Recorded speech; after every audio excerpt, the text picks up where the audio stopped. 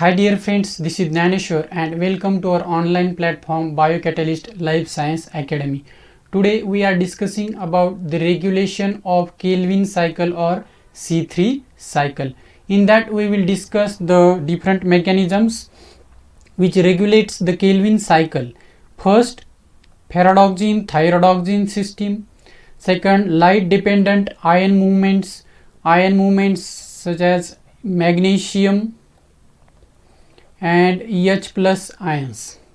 Then supramolecular complexes, in that ternary complex formation we will discuss in this video lecture.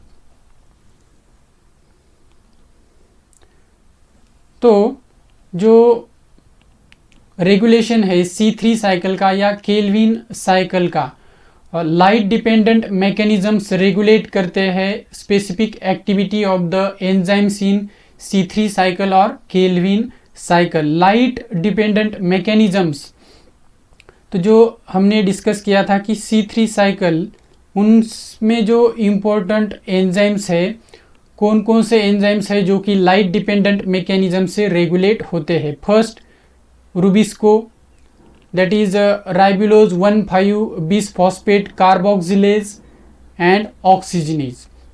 Then NADP glyceraldehyde 3-phosphate dehydrogenase. ये जो rubisco है, rubisco carboxylation phase में काम करता है और ग्लिसराल्डिहाइड 3-phosphate dehydrogenase वो रिडक्शन फेज में काम करता है C3 साइकिल में. File fructose 1,6-bisphosphatase, pseudoheptulose 1,7-bisphosphatase and ribulose 5-phosphate kinase. These three enzymes working in regeneration of RUBP.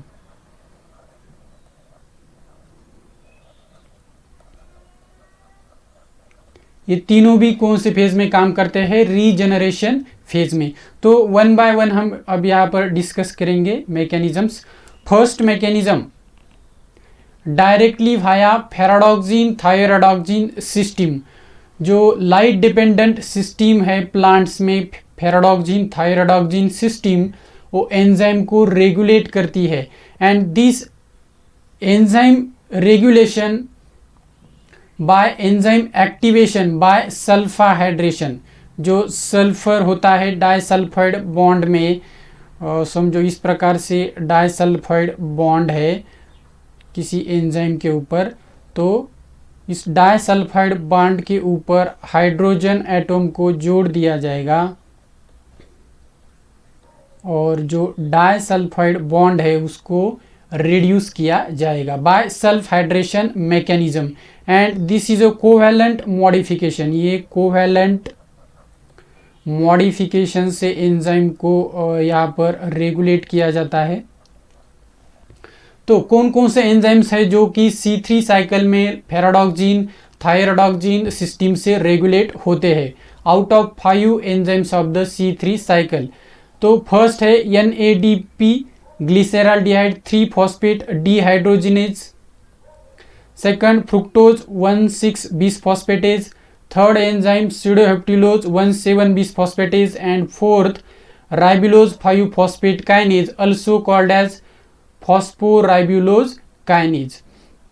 तो आगे हम देखेंगे कि जो यहाँ पर ग्लिसराल्डिहाइड 3-phosphate dehydrogenase है, उसके दो आइसोफॉर्म्स प्रेजेंट होते हैं, isoform A4 and A2B2 isoform. इसके दो आइसोफॉर्म प्रेजेंट होते हैं. Also, one other enzyme is regulated by the paradoxine thyrodoxine system is Rubisco activase, regulated by this system, and the function of this Rubisco activase is to activate the enzyme Rubisco. जो carboxylation step में work करता है enzyme rubisco, उसको activate करने का काम कौन करता है? Rubisco activase. तो जो यहाँ पर मैकेनिज्म है, मैकेनिज्म कुछ इस प्रकार से है. लाइट डिपेंडेंट मैकेनिज्म है, तो जैसे ही यहाँ पर सनलाइट गिरेगी, यानी कि जो क्लोरोप्लास्ट है, क्लोरोप्लास्ट के अंदर जो फोटोसिंथेटिक पिगमेंट्स प्रेजेंट है फोटोसिस्टम सेकंड, फोटोसिस्टम फर्स्ट में, यहाँ पर रोल प्ले करता है ये फेराडॉक्सिन थायरॉयडॉक्सिन सिस्टम। तो फोटोसिस्टम सेकंड के ऊपर लाइट गिरेगी, फोटोसिस्टम सेकंड वाटर को स्प्लिट करेगा, ऑक्सीजन रिलीज होता है, इलेक्ट्रॉन भी रिलीज होते हैं और प्रोटॉन भी रिलीज होते हैं। And these electrons from the water, जो कि वाटर यहाँ से स्प्लिट हो गया है, उस इलेक्ट्रॉन को फ्लो किया जाता है फोटोसिस्टम सेकंड से फोटोसिस्टम फर्स्ट के पास। और हमने पढ़ा है कि फोटोसिस्टम फर्स्ट में फेराडॉक्सिन प्रेजेंट होता है which is stromal protein. And this ferredoxin वो पहले ऑक्सीडाइज्ड फॉर्म में होगा and this ferredoxin receives the electron released by the water, water split होगा, इलेक्ट्रॉन यहाँ से रिलीज होंगे, फोटोसिस्टम सेकंड से इलेक्ट्रॉन चले जाएंगे फोटोसिस्टम फर्स्ट के पास। और फोटोसिस्टम फर्स्ट में जो फेराडॉक्सिन काम करता है, फेराडॉक्सिन ऑक्सीडाइज्ड फॉर्म से रेड्यूस्ड फॉर्म में आएगा। यहाँ पर मेंशन किया है एरो कि जो ऑक्सीडाइज्ड फॉर्म है, यहाँ पर मैंने ब्लैक कलर में लिखा है उसका लेबलिंग, और जो रेड्यूस्ड फॉर्म है वो रेड कलर में है। तो जैसे ही ऑक्सीडाइज्ड फेराडॉक्सिन इलेक्ट्रॉन को रिसीव करेगा वो कन्वर्ट हो जाएगा रेड्यूस्ड फेराडॉक्सिन के फॉर्म में। At the same time this reduced ferredoxin pick up the 2 protons from the stroma, stroma में जो प्रोटॉन होते हैं वहां से 2 प्रोटॉन को भी पिकअप कर लेता है at the same time. And next यहाँ पर प्रोटीन है आयरन सल्फर एंजाइम और protein that is ferredoxin thioredoxin reductase. This enzyme is in its oxidised state, यहाँ पर ये उसके ऑक्सीडाइज्ड स्टेट में है। जैसे ही रेड्यूस्ड फेराडॉक्सिन आगे इलेक्ट्रॉन दे देगा फेराडॉक्सिन थायोरेडॉक्सिन रिडक्टेज को, आयरन सल्फर एंजाइम, तो ये ऑक्सीडाइज्ड फॉर्म से उसके रेड्यूस्ड फॉर्म में आएगा। और जैसे ये फेराडॉक्सिन और थायोरेडॉक्सिन रेड्यूस्ड स्टेट में आएगा, उसका जो डाइसल्फाइड बॉन्ड है वो ब्रेक हो जाता है। यहाँ पर यस और यस ए रिप्रेजेंट करता है क्या है, ये डाइसल्फाइड बॉन्ड है उस एंजाइम में। और इस डाइसल्फाइड बॉन्ड के ऊपर सल्फाइड्रेशन किया जाएगा, यानी कि या इसके ऊपर जो हाइड्रोजन लिया है स्ट्रोमा से उसको उस एंजाइम के ऊपर जोड़ दिया जाएगा। और सल्फा हाइड्रेशन से ये जो फेराडॉक्सिन थायोरेडॉक्सिन ऑक्सीडाइज्ड फॉर्म में था वो उसके रेड्यूस्ड फॉर्म में कन्वर्ट हो जाएगा।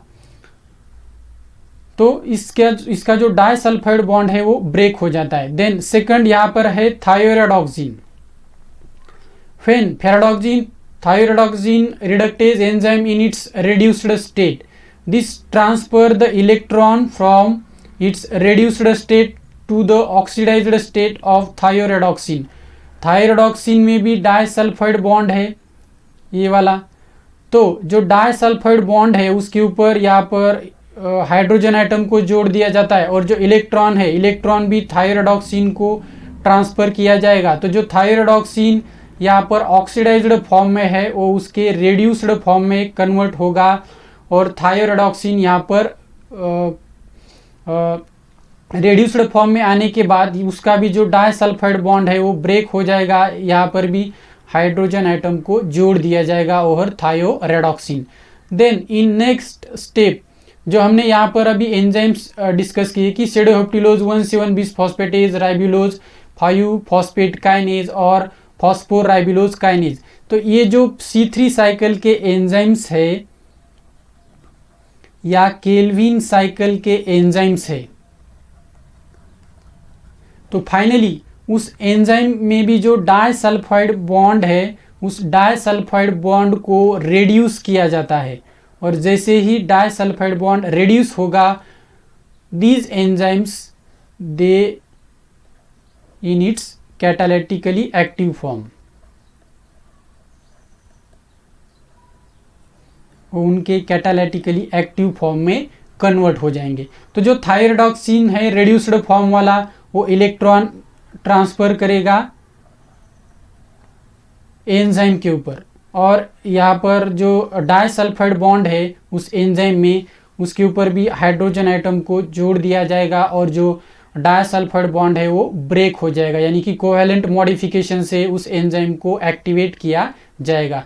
तो जो हमने यहाँ पर देखे हैं सभी एंजाइम्स कौन कौन से, NADP glyceraldehyde three phosphate dehydrogenase, fructose one six bisphosphatase, sedoheptulose one seven bisphosphatase, ribulose five phosphate kinase और उसका दूसरा नाम है phosphoribulose kinase. These 4 enzymes in C3 cycle or Calvin cycle they are activated by this mechanism, that is ferredoxin thioredoxin system। तो यहाँ पर एक दूसरा एंजाइम भी एक्टिवेट किया जाता है by the same mechanism, that is Rubisco activase, और जो रुबिस्को उसके इनएक्टिव फॉर्म में है उसको उसके एक्टिव फॉर्म में कन्वर्ट किया जाएगा। और जैसे ही रुबिस्को का एक्टिवेज एक्टिवेट होगा, ये किसको एक्टिवेट करेगा, रुबिस्को एंजाइम को, जो कि कार्बोक्सिलेशन फेज में वर्क करता है C3 साइकिल में। तो दिस इज द मैकेनिज्म। और जैसे ही यहाँ पर ये एंजाइम उनके एक्टिव फॉर्म में आएंगे तो वो क्या कर देंगे, उनके सबस्ट्रेट के ऊपर एक्ट करेंगे और उसका जो प्रोडक्ट है वो प्रोडक्ट बनाएंगे। So this is the mechanism for regulation of the enzymes in C3 cycle की फेराडॉक्सिन थायरॉक्सिन सिस्टम क्या करता है, रिडक्शन ऑफ डाइसल्फाइड बॉन्ड्स।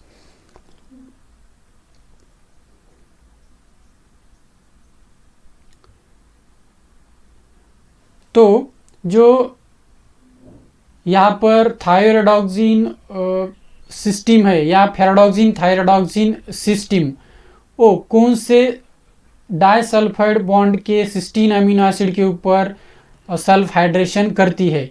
तो यहाँ पर जो फ्रुक्टोज 1,6-बिसफॉस्फेटेज एंजाइम है, उस पॉलीपेप्टाइड में जो 16 अमीनो एसिड है 155 नंबर पे और 174 नंबर पे at the carboxy terminus of that polypeptide, वहाँ उसके ऊपर यहाँ पर सल्फ हाइड्रेशन किया जाता है। और जो ग्लिसरॉल्डिहाइड 3-फॉस्फेट डिहाइड्रोजिनेज है, उस एंजाइम में 16, 349 एंड 358 और the active site of the enzyme, उसके ऊपर यहाँ पर सल्फ हाइड्रेशन किया जाएगा या जो डाइसल्फाइड बॉन्ड है उसको रिड्यूस किया जाएगा।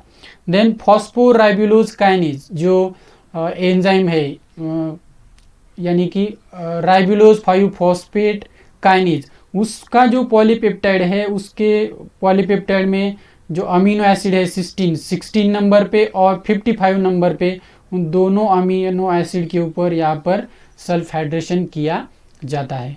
तो जो थायरॉक्सिन है, थायरॉक्सिन तो फेराडॉक्सिन थायरॉक्सिन सिस्टम से एंजाइम को एक्टिवेट भी कर सकता है, बट उसका एक अदर भी फंक्शन है उस थायरॉक्सिन का। क्या है कि thyroxine protects damage of the proteins caused by the reactive oxygen species.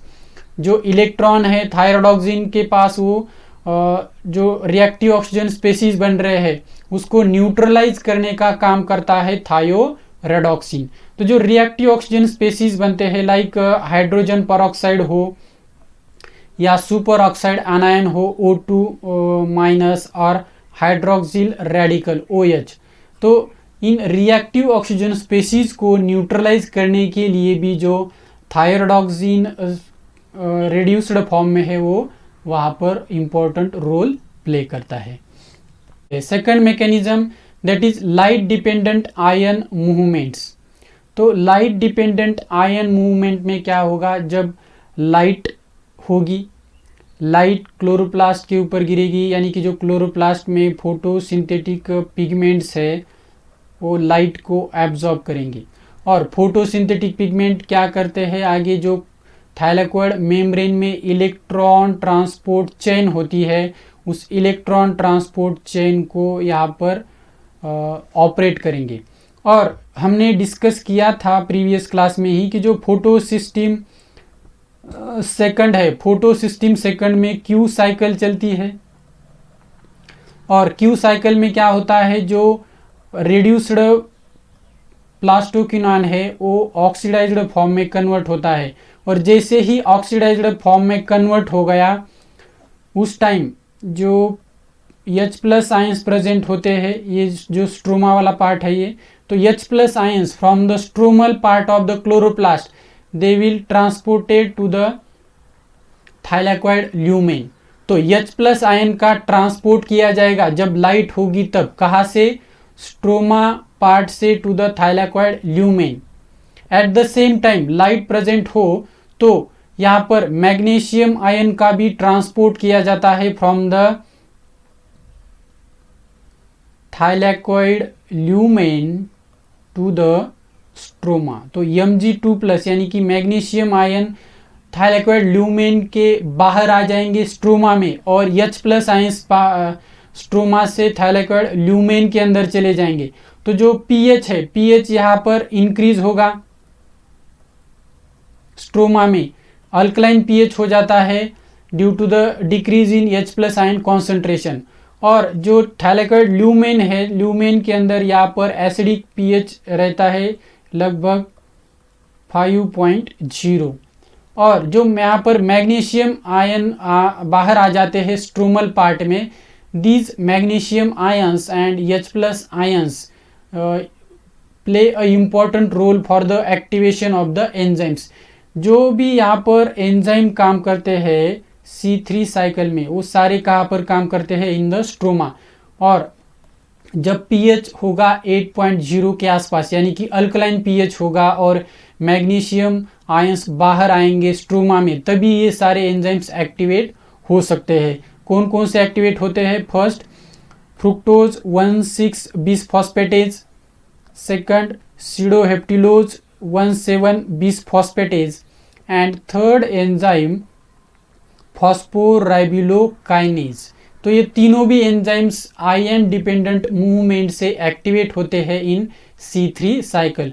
तो ये लाइट जब होगी तब ये पॉसिबल है, बट जब डार्क कंडीशन होगी तो डार्क कंडीशन में क्या होगा, इससे रिवर्स हो जाएगा।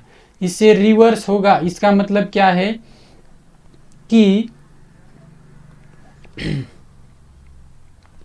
जो H प्लस आयंस है, H प्लस आयन ल्यूमेन से बाहर आएंगे स्ट्रोमा में, और जो Mg2+ आयन है वो स्ट्रोमा से ल्यूमेन के अंदर चला जाएगा। उसके अपोजिट मूवमेंट होगा आयन का इनटू द थाइलैक्वाइड ल्यूमेन और into the stroma.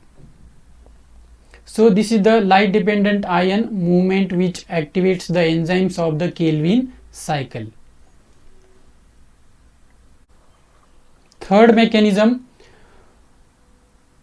by carboxylation और carbomylation over the enzyme। तो जो रूबिस्को है, रूबिस्को एक्टिवेट होता है बाय द कार्बोमाइलेशन। तो किस प्रकार से होता है यहाँ पर हम डिस्कस करेंगे। रूबिस्को जो है उसको क्या कहा जाता है, राइबोलोज 1,5 बिसफॉस्फेट कार्बोक्सिलेज एंड ऑक्सीजनेज, दोनों एक्टिविटी होती है उसके पास, कार्बोक्सिलेज और ऑक्सीजनेज एक्टिविटी।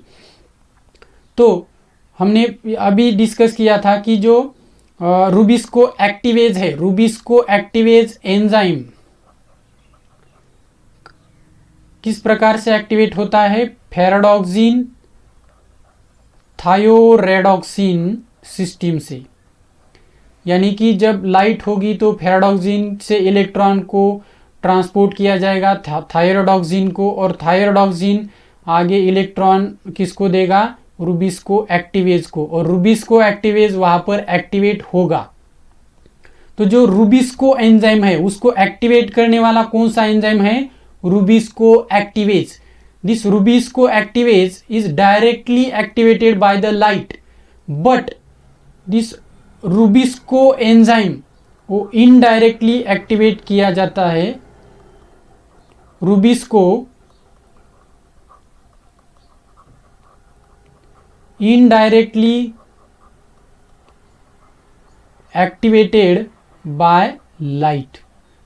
तो लाइट जब होगी तो फेराडॉक्सिन थायरॉयडॉक्सिन सिस्टम वर्क करेगी और उससे रूबिस्को एक्टिवेज होगा, और जैसे ही रूबिस्को एक्टिवेज होगा तो रूबिस्को एंजाइम को वो एक्टिवेट करेगा। तो जो रूबिस्को एंजाइम है कार्बोक्सिलेशन स्टेज में काम करने वाला, वो इनडायरेक्टली एक्टिवेट होता है by light dependent mechanism.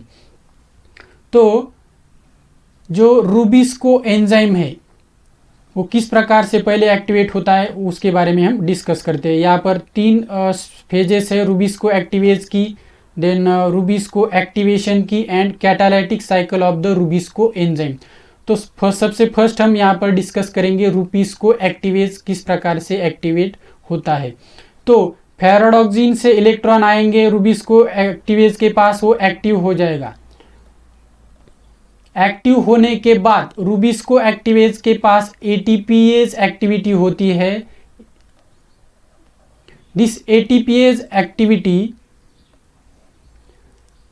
Will hydrolyse the ATP. ATP को हाइड्रोलाइज किया जाएगा इनटू द एडीपी, और यहाँ पर रूबिस्को फिर क्या करता है, जो एंजाइम है ई यहाँ पर रिप्रेजेंट करता है रूबिस्को एंजाइम। रूबिस्को एंजाइम और रूबिस्को एक्टिवेज यहाँ पर 2 अलग अलग एंजाइम है, याद रखो।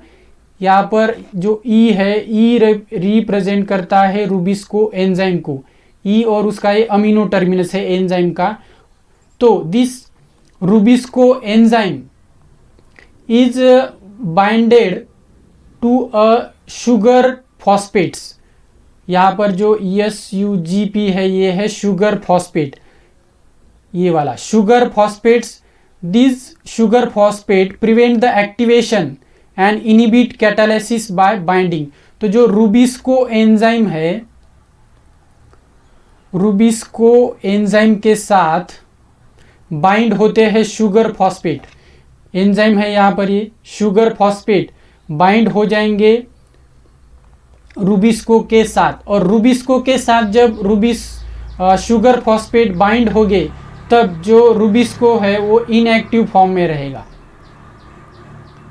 या उसका जो एक्टिवेशन है वो प्रिवेंट होगा, और उसकी जो आगे कैटालिसिस करने वाली एक्टिविटी है वो भी एक्टिविटी काम नहीं करेगी। तो जो रूबिस्को एक्टिवेज एंजाइम है, this RuBisCO activase enzyme removes the sugar from the rubisco. जो रूबिस्को के साथ बाइंड हुई है शुगर, उसको रिमूव करने का काम कौन करता है, रूबिस्को एक्टिवेज। और जैसे ही यहाँ पर रूबिस्को एक्टिवेज ने वर्क किया, जो शुगर है उसको रिमूव किया, तो जो रूबिस्को है वो आगे फिर दूसरे स्टेप में एक्टिवेट होगा। फाइनली यहाँ पर एक्टिवेट नहीं हुआ है अभी भी। तो जो ENH3 यानी कि ये रूबिस्को एंजाइम है, इस एंजाइम के ऊपर यहाँ पर ऐड किया जाता है एक्टिवेटर CO2।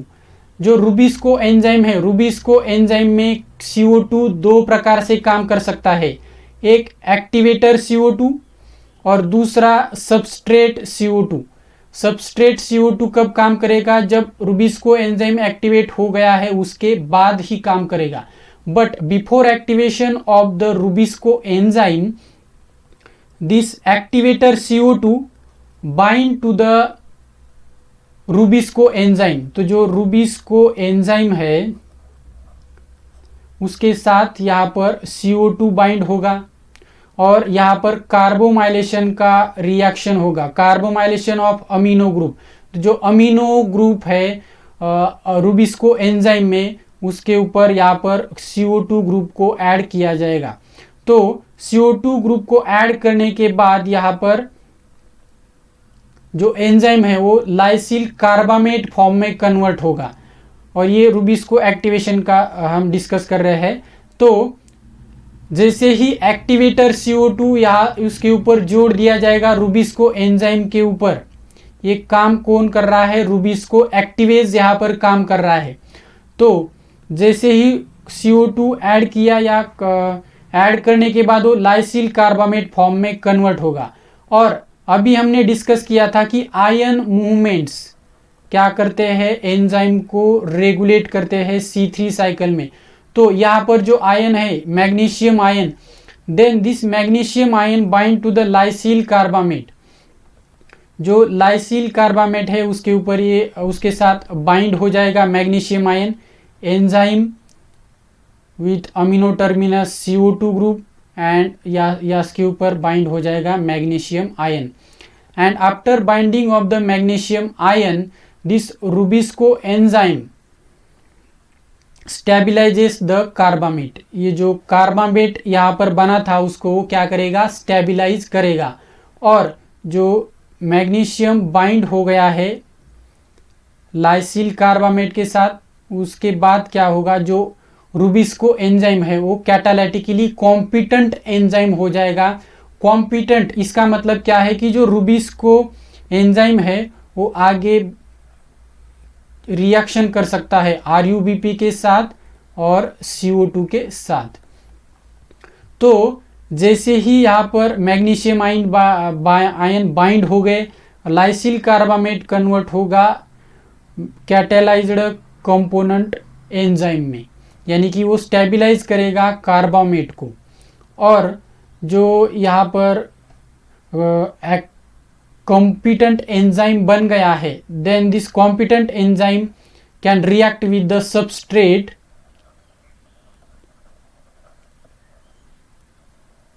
क्या है, RuBP राइबुलोज 1,5 बिसफॉस्फेट के साथ ये एंजाइम यहाँ पर फिर रिएक्शन कर सकता है।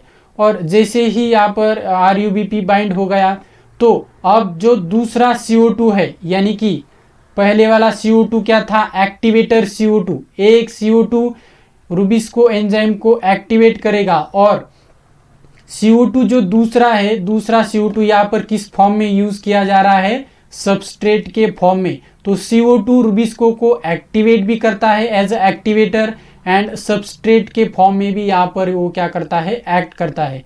तो जैसे ही यहाँ पर एंजाइम के साथ RuBP बाइंड हो गया, CO2 भी आप एंजाइम के साथ एक्ट करेगा।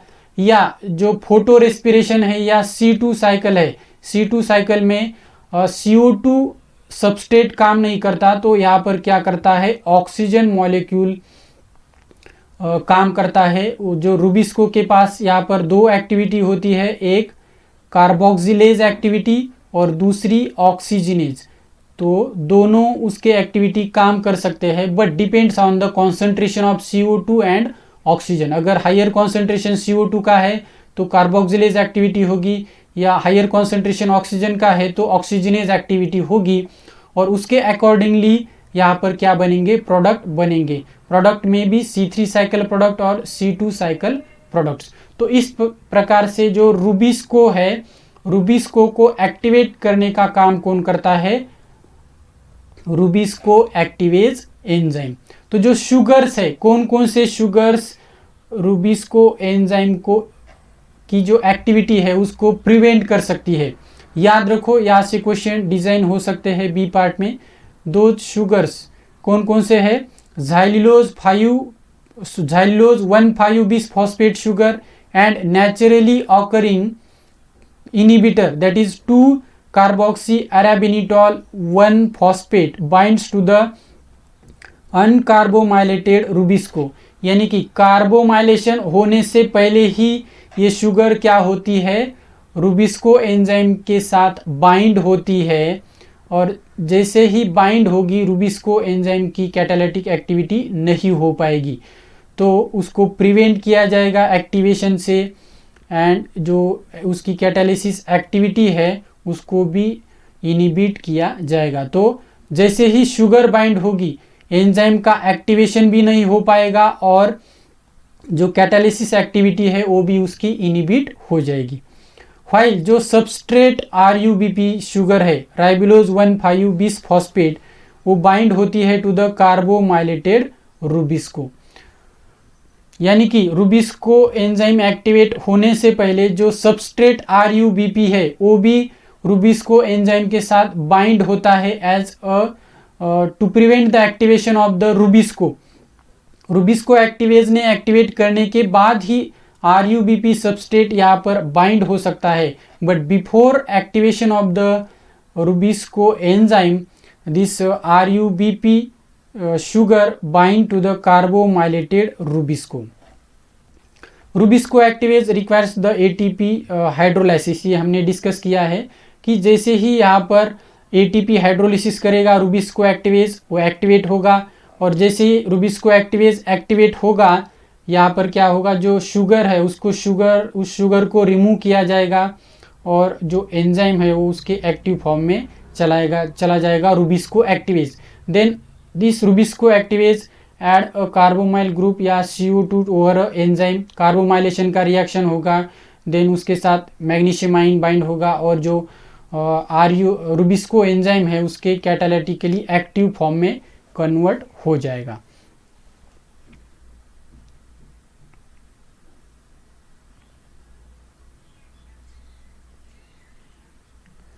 तो रूबिस्को एक्टिवेज जो है उसकी अल्टरनेट स्प्लाइसिंग हो सकती है। याद रखो उसके भी दो फॉर्म बन सकते हैं after alternate splicing of pre mRNA yields the two identical Rubisco activases that differ only in carboxy terminus। Carboxy terminus में वो डिफरेंट होते हैं। लॉन्ग फॉर्म होता है alpha which is 46 kilo Dalton and short form beta which is 42 kilo Dalton of rubisco activase.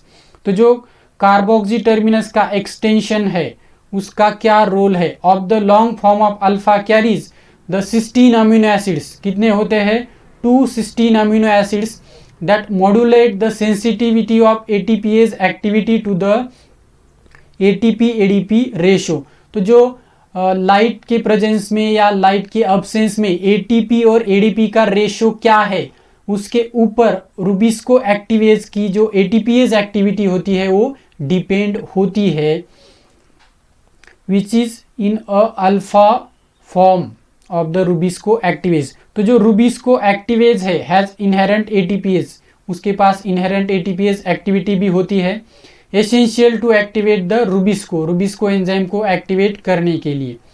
तो जो activity होती है वो डे टाइम में हाई होती है या यानी कि डार्क कंडीशन में हाई होती है। तो जो सेंसिटिव होती है वो रूबिस्को एक्टिवेज की ATPase एक्टिविटी वो डिपेंड करता है, एक्टिविटी डिपेंड करती है ADP ATP रेशो के ऊपर।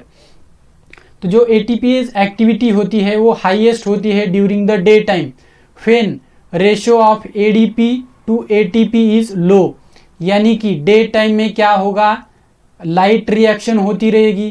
तो अगर लाइट रिएक्शन होगी तो वहां पर ATP का सिंथेसिस होगा, और ATP सिंथेसिस हो रहा है तो ATP और ADP का रेशो हाई होगा, यानी कि ATP हाई होगी, या दूसरे वर्ड में हम उसको बोल सकते हैं कि ADP टू ATP का रेशो लो होगा। दोनों का मीनिंग सेम है, बट जब लाइट होगी, लाइट कंडीशन में ATP सिंथेसिस होगी लाइट रिएक्शन से, तो ATP हाई है तो जो उसकी एक्टिविटी होती है वो लाइट में या डे टाइम में क्या होती है, हाईएस्ट एक्टिविटी होती है during the day time. ATPase activity of rubisco activase. In dark condition में क्या होगा, लाइट रिएक्शन नहीं होगी, लाइट रिएक्शन नहीं होगी तो ATP सिंथेसिस होगी क्या, नहीं, तो वहाँ पर क्या हाई होगा, ADP का अमाउंट हाई होगा। तो उस टाइम क्या होता है, रूबिस्को की जो ATPase एक्टिविटी होती है उसको डाउन रेगुलेट किया जाता है and conserving supplies of ATP when rubisco is not needed, कि डार्क कंडीशन में या नाइट में जब रूबिस्को की जरूरत नहीं है तो ATP को कंजर्व किया जाता है। Then third important mechanism is formation of supramolecular complexes, जो कि लाइट कंडीशन में क्या किस प्रकार से कॉम्प्लेक्स होगा और डार्क कंडीशन में किस प्रकार से होगा। Light controls the assembly of chloroplast enzyme, जो क्लोरोप्लास्ट में वर्क करते हैं C3 साइकिल में और केल्विन में, उसको रेगुलेट किया जा सकता है by formation of supramolecular complexes. In dark, तो डार्क कंडीशन में बनता है टर्नरी कॉम्प्लेक्स, यहाँ पर 3 प्रोटीन का कॉम्प्लेक्स बनता है टर्नरी कॉम्प्लेक्स में इन डार्क कंडीशन, जब लाइट नहीं होगी तब। तो जो ग्लिसरॉल्डिहाइड 3 फॉस्फेट डिहाइड्रोजिनेज है उसके दो आइसोफॉर्म होते हैं। एक होता है A4 और दूसरा होता है A2B2 आइसोफॉर्म। तो जो A4 वाला है, A4 वाला टर्नरी कॉम्प्लेक्स फॉर्म करता है इन डार्क कंडीशन। तो glyceraldehyde 3 phosphate dehydrogenase binds non covalently. ये नॉन कोवैलेंटली बाइंड होता है किसके साथ? फॉस्फोराइबुलोज काइनेज। और जो फॉस्फोराइबुलोज काइनेज है वो डार्क कंडीशन में डाइसल्फाइड बॉन्ड को फॉर्म करता है उस एंजाइम में। और जब वो डाइसल्फाइड बॉन्ड को फॉर्म करता है तब वो उसके कैटालिटिकली इनएक्टिव फॉर्म में होता है। बोथ एंजाइम टर्नरी कॉम्प्लेक्स बन रहा है तो ये दोनों भी एंजाइम काम नहीं कर पाएंगे, glyceraldehyde 3 phosphate as well as phosphoribulose kinase, क्योंकि डाइसल्फाइड बॉन्ड उसमें बना है इन फॉस्फोराइबुलोज काइनेज। और जो तीसरा प्रोटीन है, तीसरा प्रोटीन इनके साथ बाइंड होता है CP12 protein. Its molecular weight is 8.5 kilo dalton.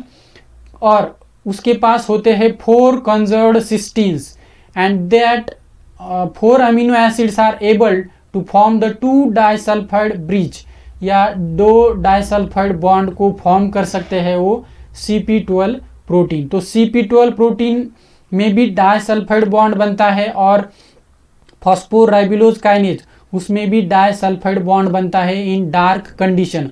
और ये तीनों प्रोटीन का प्रोटीन नंबर 1, प्रोटीन नंबर 2 और protein number CP12 that is third. तो तीनों प्रोटीन यहाँ पर क्या करते हैं? टर्नरी कॉम्प्लेक्स फॉर्म करते हैं। तो लाइट कंडीशन में क्या होगा? तो लाइट कंडीशन में फेराडॉक्सिन थायरोडॉक्सिन सिस्टीम काम करेगा। फेराडॉक्सिन उसके रेड्यूस्ड फॉर्म में आएगा। फेराडॉक्सिन रेड्यूस्ड फॉर्म में आया तो जो थायोरेडॉक्सिन है वो भी उसके रेड्यूस्ड फॉर्म में आएगा। और थायोरेडॉक्सिन रेड्यूस्ड फॉर्म में आने के बाद क्या करता है? जो डाइसल्फाइड बॉन्ड है प्रोटीन के ऊपर, उस डाइसल्फाइड बॉन्ड को रेड्यूस कर देता है। और जैसे ही वो रेड्यूस कर देगा वो एंजाइम उसके एक्टिव फॉर्म में कन्वर्ट हो जाएगा। तो जो रेड्यूस्ड थायरोडॉक्सिन है वो क्या कर देता है? क्लीव्स द डाइसल्फाइड बॉन्ड, यानी कि जो डाइसल्फाइड बॉन्ड है उसको रेड्यूस कर देगा। बोथ ऑफ द एंजाइम्स, कौन कौन से? फॉस्फोराइबुलोज काइनेज एंड CP12, इन दोनों के पास डाइसल्फाइड बॉन्ड होते हैं, दोनों को भी रेड्यूस कर देगा और दोनों भी प्रोटीन उसके एक्टिव फॉर्म में कन्वर्ट होंगे। कौन कौन से? Phosphoribulose kinase and second protein और enzyme glyceraldehyde 3 phosphate dehydrogenase and phosphoribulose kinase. तो इस प्रकार से सुप्रामोलिकुलर कॉम्प्लेक्स में लाइट कंडीशन में 2 एंजाइम को एक्टिवेट किया जा सकता है, that is glyceraldehyde 3 phosphate dehydrogenase and phosphoribulose kinase. तो दोनों एंजाइम यहाँ पर वो कैटालिटिकली एक्टिव फॉर्म में कन्वर्ट हो जाएंगी। देन जो सेकंड आइसोफॉर्म है, second isoform of glyceraldehyde 3 phosphate dehydrogenase, उसको किस प्रकार से डार्क और लाइट कंडीशन में रेगुलेट किया जाता है? तो डार्क कंडीशन में उसमें 2 पॉलीपेप्टाइड्स होते हैं, 2 टाइप के polypeptide, A polypeptide and B polypeptide which are similar, but exception ये है कि जो B पॉलीपेप्टाइड है या जो B सब यूनिट है उसमें कार्बोक्सी टर्मिनस का एक्सटेंशन होता है। कार्बोक्सी टर्मिनस का क्या होता है? एक्सटेंशन। तो ये कार्बोक्सी टर्मिनस का एक्सटेंशन क्यों होता है? That holds the cysteines able to form the disulphide bridge, या डाइसल्फाइड बॉन्ड को फॉर्म करने का काम करता है ये B सब यूनिट। ये सब यूनिट में डाइसल्फाइड बॉन्ड नहीं बनते तो B सब यूनिट ही डाइसल्फाइड बॉन्ड को फॉर्म कर सकता है। एंड ये जो C टर्मिनस का एक्सटेंशन है या कार्बोक्सी टर्मिनस का एक्सटेंशन है वो क्या करता है? डार्क कंडीशन में जो 2 पॉलीपेप्टाइड्स है A2 और B2 यानी A और B polypeptide isoforms can form the A8 B8 oligomer, यानी कि ये सब यूनिट जो है उसके 8 यहाँ पर प्रोटीन आएंगे, यानी कि 8 सब यूनिट, और B के 8 यानी कि जो 16 सब यूनिट है टोटल, वो यहाँ पर ऑलिगोमर फॉर्म करेंगे A और B पॉलीपेप्टाइड्स के। और जैसे ही ऑलिगोमर फॉर्म करेंगे, ये डार्क कंडीशन, ये जो एंजाइम है ग्लिसरॉल्डिहाइड 3 फॉस्फेट, वो उसके इनएक्टिव फॉर्म में चला जाएगा, वो एक्टिव नहीं रहेगा। फाइल अगर लाइट आ गई, लाइट होने के बाद क्या होगा, तो लाइट होगी तो फेराडॉक्सिन थायरोडॉक्सिन सिस्टम वर्क करेगी।